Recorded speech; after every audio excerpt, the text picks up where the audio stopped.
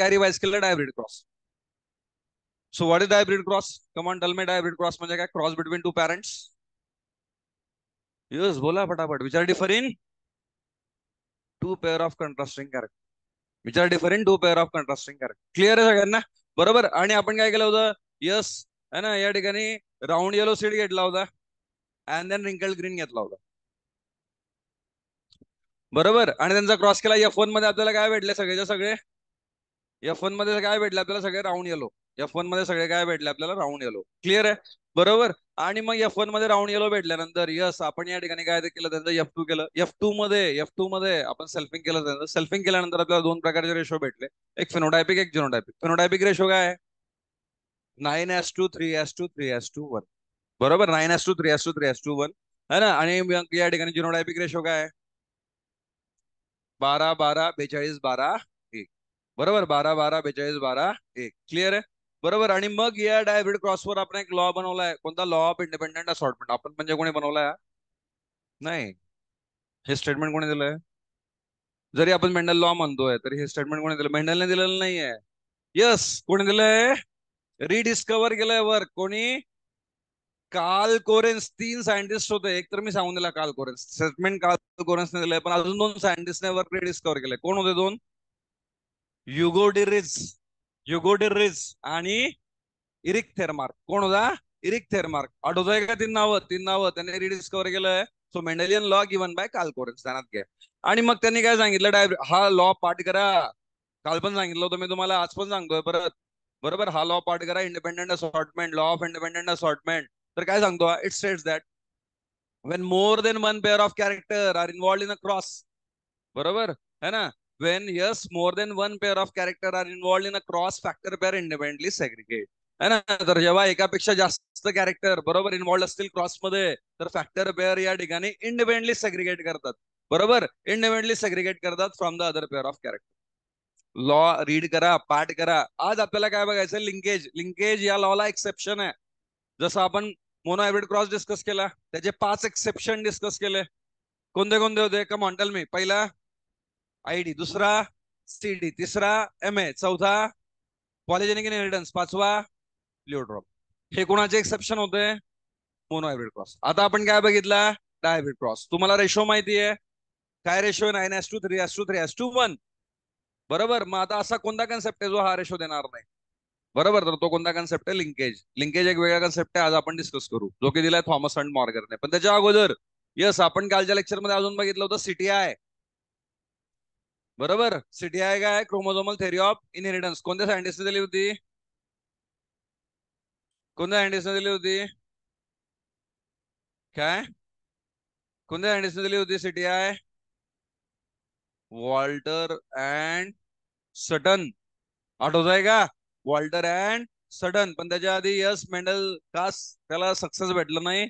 बरोबर. कारण त्याचं कम्युनिकेशन ऍट दॅट टाइम. बरोबर. Yes, here we can say in that era communication एवढं इझी नव्हतं. देन अगेन त्याने काय वापरलं होतं? मॅथ्स. बरोबर. नंतर अगेन यस, या ठिकाणी त्याने काय एक्सप्लेन करू शकला नाही? Continuous variation. And then last तो काय देऊ शकला नाही? Physical proof. तर 3 सायंटिस्ट मी तुम्हाला ऑलरेडी सांगितले 19th सेंचुरीमध्ये यांनी रिडिस्कवर केलं वर्क. आणि मेंडलचं मरता मरता काय सेंटेन्स होतं? माय टाइम विल येट कम. बरोबर. माय टाइम विल येट कम. आणि मग नंतर खरंच तसं झालं 1902, 20th सेंचुरीमध्ये, 20व्या शतकामध्ये 1902 मध्ये 2 सायंटिस्ट होते, वॉल्टर सटन अँड थिओडोर बोर. बरोबर. तर यस, त्यांनी काय केलं या ठिकाणी? आहे ना, सीटीआय दिली. आणि सीटीआय त्यांनी कंबाईन केली with the here we can say Mendelian principle सोबत. 4 स्टेटमेंट होते, काल आपण डिस्कस केलंय. पहिला स्टेटमेंट कोणता होता? Chromosomes are vehicles of heredity. Yes. नंतर 2 identical chromosome forms the homologous pair. बरोबर. तर यस, या ठिकाणी क्रोमोझोम इमॉर्टल आहे, व्हेइकल्स आहे हेरिडिटीचे. आणि यस, जे आयडेंटिकल क्रोमोझोम आहे, सारखे क्रोमोझोम आहे स्ट्रक्चरली फंक्शनली, तर ते पेअर तयार करतात. है ना. आपण बघितलं होतं कोणती फेज होती? कोणती फेज होती? कोणती फेज होती? झायगोटीन. काल तर सांगितली होती ना, मग आज येत नाही तुम्हाला? बरोबर. झायगोटीन फेज मध्ये काय करतात? होमोलोगस क्रोमोझोम काय करतील? है ना. यस, या ठिकाणी सिनॅप्स तयार करतील, बायव्हॅलंट स्ट्रक्चर तयार करतील, होमोलोगस क्रोमोझोम एकत्र येतील. ऐकलेत काय वर्ड? बरोबर है ना. यस, हा एक क्रोमोझोम झाला, हा दुसरा क्रोमोझोम झाला. कलर चेंज करतो. है ना, कन्फ्युजन नको तुमचं. एक मॅटर्नल आहे, एक पॅटर्नल आहे. हा दुसरा क्रोमोझोम झाला आणि त्यांच्यामध्ये काय होईल आता? Yes, here we can say, बोला काय तयार होईल? सिनॅप्स. सिनॅप्स तयार होईल. आठवतंय का डायग्राम? बायोव्हॅलंट स्ट्रक्चर. बरोबर. तर यस, हे सगळं होईल या ठिकाणी झायगोटीनमध्ये. तिसरं स्टेटमेंट काय आता? ते सेग्रिगेट करतील. काल तुम्ही सांगितलं होतं कोणत्या फेज मध्ये सेग्रिगेट करतील? फेज 1. बरोबर. सेग्रिगेट करतील होमोलोगस क्रोमोझोम एकमेकांपासून ड्युरिंग गॅमेट फॉर्मेशन. आणि last independent pair segregate independent. Yes, है ना, इंपॉर्टंट आहे. लास्ट स्टेटमेंट अंडरस्टँड करा. आपण म्हणतोय genes are present on chromosome. Genes पुढे प्रेझेंट असतात क्रोमोझोम्स वर, and hence they show similar behaviour. म्हणजे जीन्स आणि क्रोमोझोमचं बिहेवियर कसं आहे? सेम आहे. ऍक्च्युली मेंडलने कोणाबद्दल सांगितलंय? जीन्स बद्दल, फॅक्टर बद्दल. आणि सडन अँड बोरेने कोणाबद्दल सांगितलंय? क्रोमोझोम. पण क्रोमोझोमवरच काय असतात? जीन्स. आणि त्याच्यामुळे त्यांचं बिहेवियर कसं आहे? सेम. म्हणजे जसा क्रोमोझोम बिहेव करेल तसा जीन्स बिहेव करेल. क्लिअर आहे? क्लिअर आहे. आणि आता इथून पुढे ट्विस्ट आहे. आपण बघतो या ठिकाणी नेक्स्ट ट्विस्ट. आणि तो नेक्स्ट ट्विस्ट कोणता आहे? That is linkage. आता लिंकेज काय इम्पॉर्टंट आहे या स्लाइडवर समजून जाईल तुम्हाला एका सेंटेन्स मध्ये. बरोबर आहे ना? यस, या ठिकाणी लिंकेज आपण या ठिकाणी बघतो. एक सायंटिस्ट आहे. बरोबर. कोणता सायंटिस्ट आहे? T.H. Morgan. Another scientist which going to influence the genetics. बरोबर. एक ब्रिलियंट सायंटिस्ट मेंडल नंतर जर कोणता असेल तर यस, या ठिकाणी T.H. मॉर्गन. काही काही जण तर असं म्हणतात मेंडल पेक्षा पण हुशार होतो.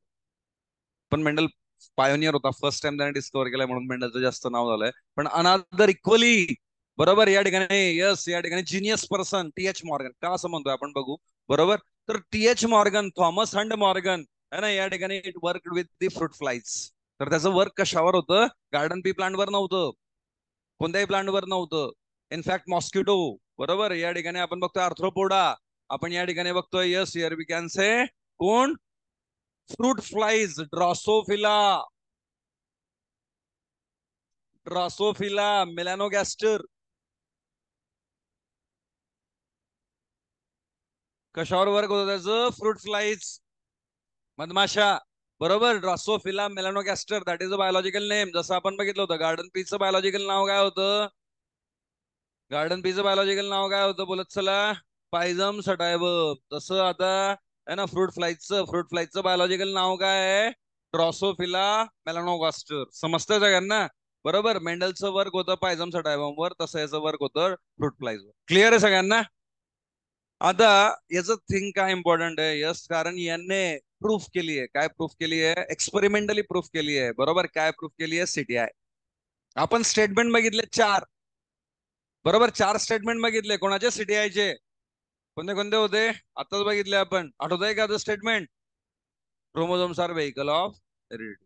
Identical chromosome forms pair. They will get segregate during gamete formation. आठवतंय ना सगळं? Independent pair segregate independent. तर हे जे स्टेटमेंट होतं हे थेओरेटिकल आहे. याचं एक्सपेरिमेंटल प्रूफ कोणी दिलं? T.H. मॉर्गन. बघा. नेक्स्ट नेक्स्ट एक सेंटेन्स इंपॉर्टंट आहे, पण इथे ध्यानात ठेवा. काय ध्यानात ठेवायचं या सेंटेन्सवर तुम्हाला? बरोबर. तर यस, थॉमस अँड मॉर्गनने काय सांगितलं? एक्सेप्शन सांगितलं. कोणाला एक्सेप्शन सांगितलं? कोणाला एक्सेप्शन सांगितलं? कोणाला एक्सेप्शन सांगितलं? Third law, independent assortment. Independent असॉर्टमेंटचा जो लॉ आहे त्याला एक्सेप्शन सांगितलं. करेक्ट आहे. अजून त्याने काय केलं? तर या ठिकाणी प्रूफ दिलं, एक्सपेरिमेंटल प्रूफ दिलं. कोणाचं प्रूफ दिलं? CTI. जर तुम्हाला क्वेश्चन आला, काय क्वेश्चन आला? काय क्वेश्चन आला? की CTIचं क्रोमोझोमल थेअरी ऑफ इनहेरिटन्स याचं एक्सपेरिमेंटल प्रूफ कोणी दिलं? आन्सर काय येईल? T.H. मॉर्गन. दुसरा क्वेश्चन आला, इंडिपेंडेंट असॉर्टमेंटचं एक्सेप्शन कोणत्या सायंटिस्टने दिलं? अगेन आन्सर काय येईल? T.H. मॉर्गन. आता इथे एक गोष्ट लक्षात आली का तुमच्या? बघा, है ना, याचं वर्क काय इम्पॉर्टंट आहे? आपण प्रिव्हियस स्लाइडवर काय म्हटलं होतं? बरोबर. प्रिव्हियस स्लाइड त्याच्यावर आपण काय म्हटलं होतं? जीन्स आर प्रेझेंट ऑन आणि दे शो सिमिलर बिहेवियर. म्हणजे बिहेवियर सेम आहे. कोणाचं बिहेवियर सेम आहे? क्रोमोझोमचं आणि जीन्सचं. क्रोमोझोमचं आणि जीन्सचं. पण इथे थॉमस अँड मॉर्गनने काय सांगितलं? बरोबर. त्याने दिलं एक्सपेरिमेंटल प्रूफ. कोणासाठी दिलं experimental proof? Chromosomal theory of inheritance म्हणजे कोणाचं बिहेवियर एक्सप्लेन केलं, कोणाचं बिहेवियर एक्सप्लेन केलं, क्रोमोझोमचं. आणि एक्सेप्शन दिलं, कोणाला एक्सेप्शन दिलं, इंडिपेंडेंट असॉर्टमेंट. म्हणजे कोणाला एक्सेप्शन दिलं, क्रोमोझोमला का जीनला, जीनला. आतापर्यंत आपण काय म्हणत आलो, बरोबर, थॉमस अँड मॉर्गनच्या अगोदर पर्यंत काय वाटत होतं, everything is same about chromosome and genes. पण एव्हरीथिंग सेम नाहीये, थोडा डिफरन्स आहे त्यांच्या बिहेवियर मध्ये, बरोबर. आणि तो डिफरन्स नेमका कोणी सांगितलेला आहे, टी.एच. मॉर्गनने. समजतंय का? तर या दोन्ही तिन्ही गोष्टी इम्पॉर्टंट आहे. एक तर त्याने प्रूफ दिलं, कोणाचं प्रूफ दिलं, एक्सपेरिमेंटल प्रूफ दिलं, सीटीआयचं. म्हणजे त्याने कोणाचं बिहेवियर एक्सप्लेन केलं, क्रोमोझोमचं. त्याने सांगितलं की यस, वॉल्टर सटनने जे सांगितलं, बरोबर, ते सगळं करेक्ट आहे. थिओडोर बोरेने जे सांगितलं ते सगळं करेक्ट आहे, बरोबर. त्याचं एक्सपेरिमेंटल प्रूफ दिलं, सगळ्यांना दाखवलं लॅबमध्ये. आणि त्याने एक्सेप्शन सांगितलं की मेंडलने second law, third law explain केला होता, इंडिपेंडेंट असॉर्टमेंट, पण त्याला डेव्हिएशन आहे, त्याला एक्सेप्शन आहे. म्हणजे त्याने सांगितलं या ठिकाणी क्रोमोझोम्स आणि जीन्स कसे वेगवेगळे पण आहेत, हे पण एक्सप्लेन केलं कोणी, यस, या ठिकाणी. तर आपण या ठिकाणी बघतोय that is T H. Morgan, and that's why it is brilliant. तर तुम्हाला दोन गोष्टी ध्यानात ठेवायच्या आहे. एक तर एक्सपेरिमेंटल प्रूफ दिलं सीटीआयचं, टी.एच. मॉर्गन, आणि एक्सेप्शन दिलं आहे ना इंडिपेंडेंट असॉर्टमेंटचं, that is linkage, T H. Morgan. आता आपण त्या पॉइंटवर येऊ, बरोबर, की लिंकेज काय. पण त्याच्या अगोदर त्याने एक्सपेरिमेंटल प्रूफ दिलंय. एक्सपेरिमेंटल प्रूफ साठी त्याने जे स्टडी केली होती, ते कशावर केली होती, ड्रॉसोफिला मेलॅनोगॅस्टर. आता खूप सारे करोडो अॅनिमल आहे, प्लांट आहे, मायक्रोब्स आहे, त्या सगळ्यांमधून त्याने काय चूज केलं, ड्रॉसोफिला मेलॅनोगॅस्टर एक्सपेरिमेंट साठी. वाय, बरोबर आहे ना. मेंडलने कोणाला चूज केलं होतं, मेंडलने कोणाला चूज केलं होतं, पायथन थोडा. का? कारण त्याच्याकडे जागा कमी होती, है ना, लेस स्पेस इज रिक्वायर्ड. का? कारण यस, तो प्लांट कसा अॅन्युअल, वार्षिक आहे, वर्षभर येतो. यस, त्याची लाईफ सायकल है ना या ठिकाणी शॉर्ट होती, 4 महिन्याची, बरोबर. समजतंय का? त्याच्यामध्ये काय होत होतं, सेल्फिंग, सेल्फ फर्टिलायझेशन पण होत होतं. तर हे सगळे कारण होते, त्याच्यामुळे मेंडलने सिलेक्ट केलं होतं. कोण असं नाही करत सायंटिस्ट कोणती पण गोष्ट, है ना, आली लहर केला कर, ते आपण करतो, सायंटिस्ट करता का? त्यांचं प्रत्येक गोष्टीला काहीतरी लॉजिक असतं, बरोबर. मेंडलने पी प्लांटच सिलेक्ट केला होता, लॉजिक आहे. आणि अनदर ब्रिलियंट सायंटिस्ट टी.एच. मॉर्गनने कोणाला सिलेक्ट केलं, ड्रॉसोफिलाला. लॉजिक आहे, काय लॉजिक आहे, yes, they can grow in simple synthetic medium. काय ऍडव्हान्टेज आहे, फ्रूट फ्लाईज आहे, माशा आहे, कशावरही जगतात, बरोबर, कशावरही जगतात. त्यांच्यासाठी आहे ना, बरोबर, असं नाहीये गुलाबजामुनच पाहिजे, है ना, इडली डोसा पाहिजे, बरोबर, असं काय का पुरणपोळीच पाहिजे, असं काही आहे का, बरोबर, है ना, कारले चालत नाही, बरोबर, असं काही आहे का, नाही, कशावरही जगतात, बरोबर. यस, आपण या ठिकाणी बघतोय what ever they can grow on what, simple synthetic medium. Simple synthetic medium आहे, बरोबर, त्याच्यावर पण जगतील, है ना. या ठिकाणी fruit flies, short generation of time, त्यांची शॉर्ट जनरेशन ऑफ टाइम आहे, लाईफ सायकल किती आहे, 12 ते 14 डेज, महिने नाहीये, 2 वीक्स, 14 डेज, बरोबर. तर आपण या ठिकाणी बघतोय शॉर्ट जनरेशन टाइम आहे, लाईफ सायकल किती आहे, 12 to 14 डेज, बरोबर. 2 वीक मध्ये जन्म पण घेतील, मोठे पण होतील, बरोबर, रिप्रोडक्शन पण करतील, म्हातारे पण होतील, मरून पण जातील, फास्ट टाइम नाही आहे. 15 डेज, रिझल्ट केव्हा भेटतील, 15 दिवसाच्या आतमध्ये नेक्स्ट जनरेशन तयार झालेली असं. समजतंय का, बरोबर. इनहेरिटन्स झालंय की नाही, किती दिवसात समजून जाईल, 15 दिवसामध्ये, मॅक्स टू मॅक्स 2 वीक मध्ये, है ना. मेंढलला तरी किती महिने थांबावं लागलं होतं, 4 महिने. इथे किती वेळ थांबायचं जास्तीत जास्त, 2 वीक्स. समजतंय का? जर एखादा अॅनिमल त्याने सिलेक्ट केला असतं, त्याची या ठिकाणी, बरोबर, जनरेशन टाइम, लाईफ सायकल आहे, यस, या ठिकाणी 100 इयर्स, त्याला रिझल्ट भेटले असते का, नाही. 2 वीक मध्ये, बरोबर. एक तर सिम्पल सिंथेटिक मीडियम, खाऊपिऊ घालण्यासाठी, है ना, काही पण चालेल, जे अवेलेबल आहे ते त्याच्यावर ते ग्रो करतील. दुसरं, शॉर्ट जनरेशन टाइम आहे, शॉर्ट लाईफ सायकल आहे, breeding can be done through out the year, breeding वार्षिक आहे, सीझनल नाही आहे, बरोबर. नाही तर मग सीझन पर्यंत, है ना, या ठिकाणी थांबावं लागलं असतं, कोणाला, टी.एच. मॉर्गनला. तसं आहे का, नाही. ब्रीडिंग कशी आहे, अॅन्युअल आहे, बरोबर. जसं की पायझम सटायम मध्ये पण ब्रीडिंग कशी होती, अॅन्युअल. रेंजामध्ये पण ब्रीडिंग कशी आहे, through out the year. Hundreds of progeny per mating, एकदा मेटिंग झालं तर यस, हंड्रेड्स ऑफ प्रोजेनी तयार होतील, एक नाही होणार, एक दोन नाही होणार. जसं यस, गार्डन पी प्लांट मध्ये पण हजारो सीड बनताय, तसं इथे पण या ठिकाणी ऍटलीस्ट हंड्रेड्स ऑफ प्रोजेनी बनतायत, कोणाच्या, ड्रॉसोफिलाच्या. आणि मग त्याच्यामध्ये समजेल कोणामध्ये तो कॅरेक्टर आलाय, कोणामध्ये नाही आलाय, रेशो लगेच इझिली भेटेल. एवढंच नाही, male and female are distinguishable. बरोबर, इझिली फाइंड आउट करू शकतो difference between male and female. बरोबर, ड्रॉसोफिलामध्ये आहे ना, जास्त अवघड नाहीये, इझिली डिस्टिंग्विश करू शकतो. Male is smaller, male smaller आहे ऍज कम्पेअर टू फिमेल. बरोबर, तर मोठी माशी असेल तर फिमेल, बरोबर, छोटी असेल तर मेल. समजतंय का जर अडल्ट असेल तर? बरोबर, इथे बघतोय आपण है ना, this is female, this is male. Difference आहे, लहान आहे, फिमेल मेल. बरोबर, फिमेल मेल है ना, यस फिमेल मेल लगेच ओळखू शकतो आपण. आणि इथे आपल्याला काय समजतंय, मेल फिमेल तर समजतोच आहे, आणि इथे काय समजतंय अजून व्हेरिएशन पण भरपूर आहे. लॉट ऑफ व्हेरिएशन आहे. So may it has many type of hereditary variation.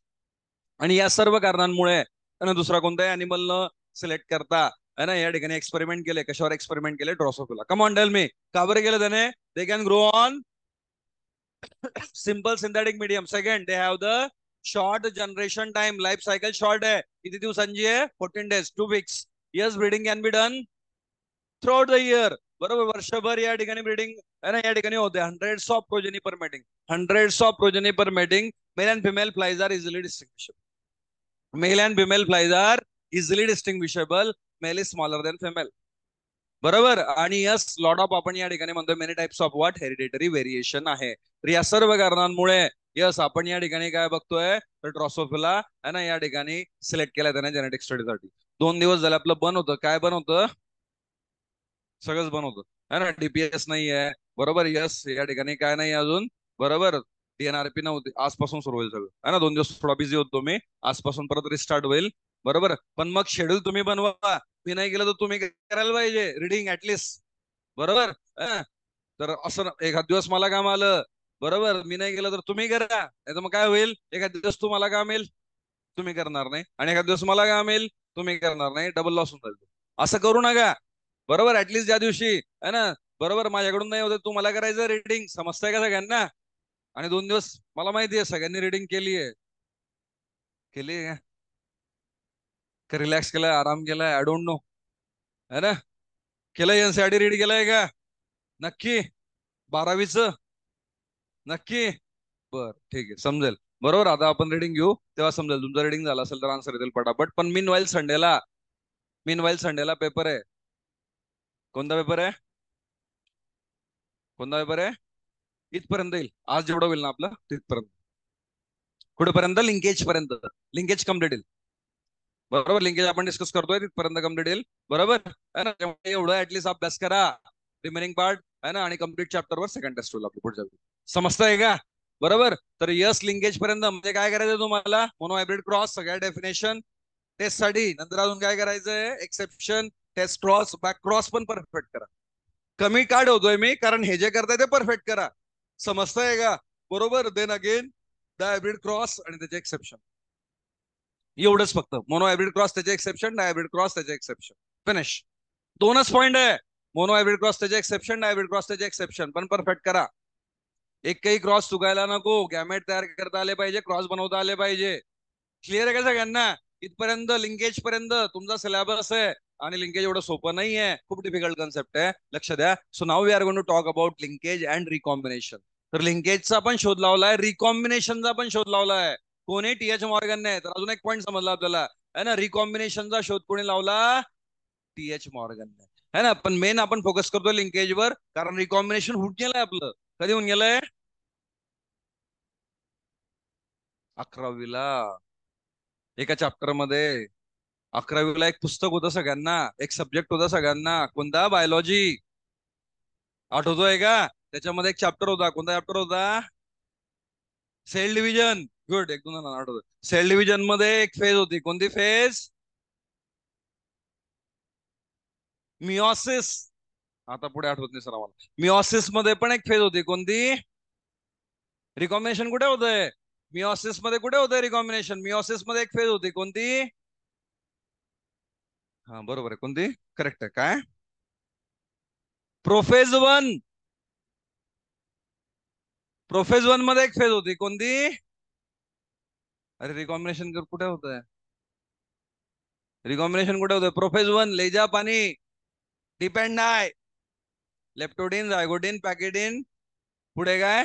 डिप्लोडिन, डायगॅनासिस, लेजा पाणी, डिपेंड आहे. आठवतंय का? चिल्लू भर पाणी में डूब मरो, ले जा पाणी डिपेंड आहे. कोणत्या फेज मध्ये होईल रिकॉम्बिनेशन? करेक्ट आहे, व्हेरी गुड. कोणत्या? लेफ्टोडिन, व्हेरी गुड. कोणत्या? Very good. कोणत्या? कोणत्या फेज मध्ये? लेफ्टोडिन, व्हेरी गुड. कोणत्या फेज मध्ये? कोणत्या फेज मध्ये दर्शिका? कोणत्या फेज मध्ये? बोला ना काहीतरी. कोणत्या फेज मध्ये? अरे बोला धनश्री. धनश्री बोलत नाही काहीतरी. चुकू दे ना, निगेटिव्ह मार्किंग नाही, बोल. निगेटिव्ह मार्किंग नाही, बोल. कोणत्या फेज मध्ये? लेजा पाणी डिपेंड आहे. कोणत्या फेज मध्ये? Pachytene, that is the answer. That is the answer. Good, very good, excellent. Leptotene मध्ये नाही होत. लेप्टोटीन मध्ये काय बनतात? फक्त धागे बनतात. Lepto means thread. झायगोटीन मध्ये पेअर करतात. आणि क्रॉसिंग ओव्हर कुठे होतं या ठिकाणी? पॅकेटिन मध्ये. What is crossing over? What is crossing over? Crossing over म्हणजे काय? रिकॉम्बिनेशन म्हणजे काय? सेम आहे रिकॉम्बिनेशन अँड क्रॉसिंग ओव्हर. काय झालं? हा एक पॅटर्नल क्रोमोझोम होता, हा एक मॅटर्नल क्रोमोझोम होता, बरोबर. यस, ही कोणती फेज झाली? दोन्ही एकत्र आले. कोणती फेज झाली? है ना? सिनॅप्सिस, बायव्हॅलंट फेज, बरोबर, झायगोटीन. आणि मग नंतर काय झालं? याचा भाग तुटला, रेड मध्ये जॉईन झाला. आणि यस, आपण या ठिकाणी बघतोय रेडचा भाग तुटला, ब्ल्यू मध्ये जॉईन झाला. म्हणजे मॅटर्नलचा कुठे गेला? पॅटर्नल मध्ये. पॅटर्नलचा कुठे गेला? मॅटर्नल मध्ये. याला आपण काय म्हटलं? रिकॉम्बिनेशन. याला आपण काय म्हटलं? Crossing over. Can you define? Can you define? पढ़ाई करनी पड़ेगी, हार्डवर्क करनी पडेगी. रीड करून येत चला. आज काय शिकवणार आहे? आज काय झालं? उद्या काय झालं? रीड करत चला. तुम्ही स्वतः पण करायचंय, नाही तर सर DNRP घेतील तेवढं इनफ आहे असं नाहीये. ते येतील ना संडेला, त्यांचा टाइम टेबल परत एकदा सांगतील, परत एकदा लिहून घ्या. मी सांगितलंय तुम्हाला, तुम्हाला समजला नाहीये. स्वतः पण करायचं त्याच्यामध्ये. किती वेळा वाचलं होतं त्याने NCERT? किती वेळा वाचलं होतं? त्याला विचारलं मी, म्हटलं तू किती वेळा वाचली NCERT? काय आन्सर होतं त्याचं? काय आन्सर होतं? 355 मार्क आहे. किती मार्क आहे?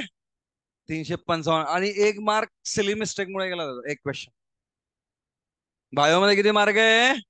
355. एक क्वेश्चन येत होता त्याला, सिली मिस्टेक नाही गेला.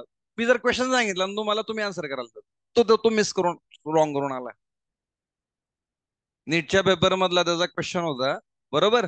कोणता क्वेश्चन चुकला माहिती आहे त्याचा? तुम्ही करेक्ट आन्सर द्याल. त्याचा क्वेश्चन कोणता चुकलाय? Match the column. 355 मार्क आहे, 5 मार्क गेले. क्वेश्चन होता मॅच द कॉलम.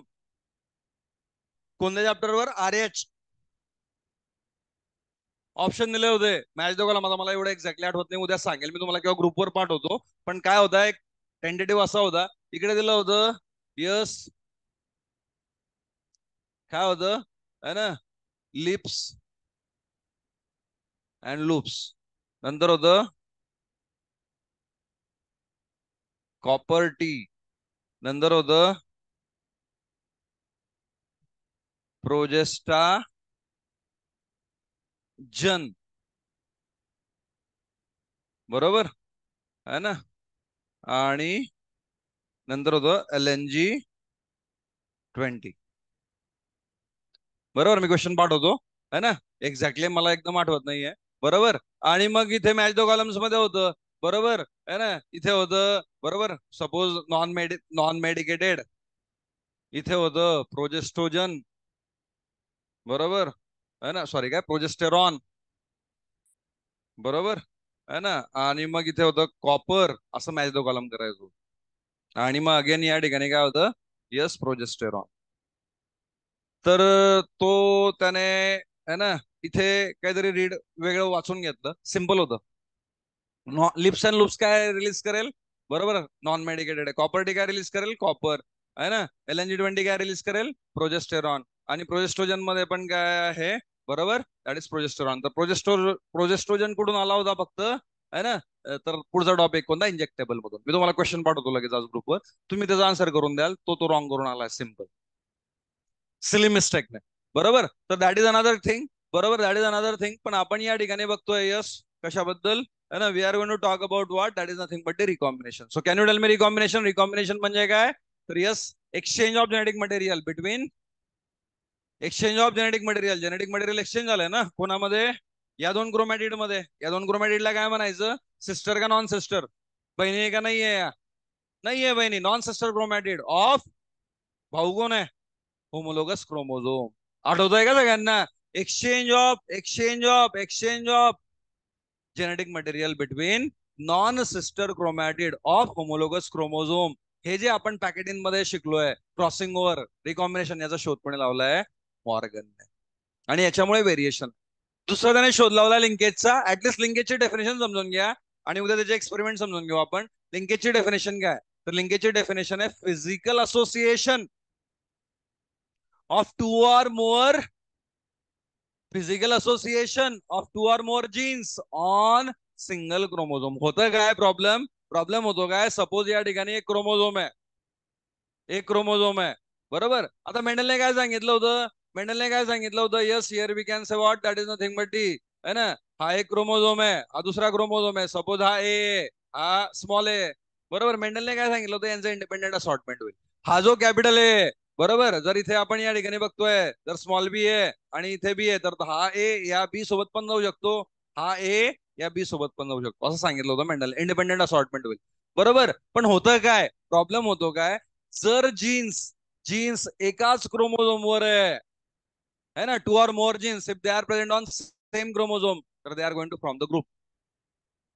आणि त्यांचा जो ग्रुप आहे, त्यांचं जे असोसिएशन आहे, तर त्यांना आपण काय म्हणतोय? लिंकेज. आणि मग ते सेपरेट होत नाही, त्यांचा असॉर्टमेंट इंडिपेंडेंट होत नाही, तर ते काय करतील? या ठिकाणी जातील तर कुठे जातील? सोबतच जातील. समजतंय का? बरोबर. फॉर एक्झाम्पल, तुमचे ग्रुप असतात, बरोबर. एका क्लासमध्ये असाल, एका कॉलेज, बरोबर आहे ना, सपोज 11वीचे है ना, किंवा 12वीचे है ना, या ठिकाणी, किंवा एका क्लासचे है ना, तुमचा काय बनून जातो? एक ग्रुप बनून जातो. आणि मग ग्रुप बनलं तर मग या ठिकाणी काय करतात? तुम्ही जातात तर सगळे सोबत जातात. होतं की नाही असं बऱ्याच वेळा? जीन्सचं पण बिहेवियर सेम आहे, है ना. एका क्रोमोझोमवर सपोज आता हा ए आणि हा बी ए, यांचा ग्रुप तयार होईल का? नाही, यांचा नाही होणार. पण यस, इथे ए आणि इथे त्याच्या सी आहे जवळच, तर काय होऊन जाईल यांचा? है ना, ग्रुप तयार होऊन जाईल. आणि मग ते सेग्रिगेट होणार नाही, ते सेपरेट होणार नाही, ते सोबतच राहतील. जरी क्रॉसिंग ओव्हर झालं तरी ते दोघं सोबत जातील, बरोबर. समजतंय का? है ना. तर तरी पण ते या ठिकाणी सेपरेट होणार नाही. तर ही जी असोसिएशन आहे, फिजिकल असोसिएशन, दोन किंवा त्याच्यापेक्षा जास्त जीन्सची, बरोबर, तर याला आपण या ठिकाणी काय म्हणतोय? लिंकेज. आणि लिंकेज हे एक्सेप्शन आहे, ते do not show independent assortment. तर ते इंडिपेंडेंट असॉर्टमेंट दाखवत नाही. आणि याच्यासाठी यस, या ठिकाणी दोन प्रकारचे क्रॉस केले, एक्सपेरिमेंटल प्रूफ दिलंय कोणी? टी.एच. मॉर्गनने. तर हे दोन प्रकारचे क्रॉस आपण उद्याच्या लेक्चरला है ना या ठिकाणी समजून घेऊ, बरोबर. थोडा अवघड कन्सेप्ट आहे, तर एकदा रीड करून या आज. लिंकेज पर्यंत येईल, या एक्सपेरिमेंट पर्यंत येईल, बरोबर. ही जी पूर्ण स्लाइड आहे ना, या ठिकाणी इथपर्यंत येईल, बरोबर. कशासाठी? तर एक्झाम साठी. आणि एक्झाम साठी जेवढा येणार आहे सिलेबस, त्याच्या पीपीटी मी पाठवून देतो आज ग्रुपमध्ये. टीपीएस पण येऊन जाईल ग्रुपमध्ये. पेपर द्यायचे बाकी ते पण भेटतील. मीनवाईल आज डीएनआरपी पण होईल. परत अभ्यासाला लागा सगळ्यांनी, बरोबर. संडेला आपण त्यांचं सेमिनार ठेवू, बरोबर. तुमचे काय क्वेश्चन आहे काढून ठेवा, बरोबर. आणि याच वर्षी कसं होईल आपलं एम साध्य, त्याच्यावर त्यांना क्वेश्चन विचारा, बरोबर. आणि निश्चितच तुम्हाला फायदा होईल, बरोबर. तुमचा ऍटिट्यूड चेंज होईल. मला तरी असं वाटतंय, है ना, की त्यानंतर संडे नंतर मंडे पासून तुमचा ऍटिट्यूड चेंज होऊन जाईल. तुम्ही अभ्यासाला लागाल. मी सांगून सांगून थकलो, माझं ऐकत नाहीये तुम्ही, म्हणून मग आता त्यांना बोलवतोय. ऍटलिस्ट त्यांचं तरी ऐका, बरोबर, है ना. ठीक आहे. यस, यू कॅन लिव्ह, जाऊ शकता.